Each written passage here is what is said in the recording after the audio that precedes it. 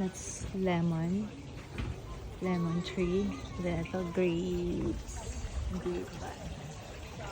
Ito yung pruweba na may bunga talaga siya. Ayan. Tapos, nandito siya sa may ano. Ano, ang ganda. Very enchanting. Beautiful.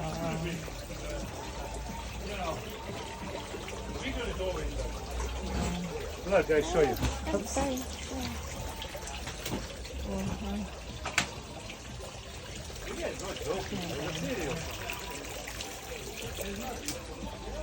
Inaantok ako kanina, ngayon natanggal yung antok ko. Kasi, maganda ng place. Ang galing, no? Hindi chandelier. Labas na kayo dito.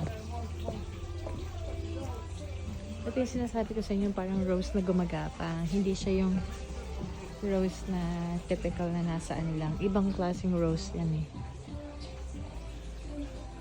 Yung puso na sa agil. Diba?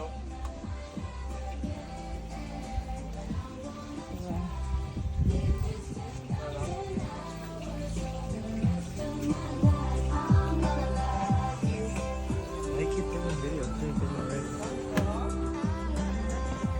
Ito yung favorite kong color na yan eh.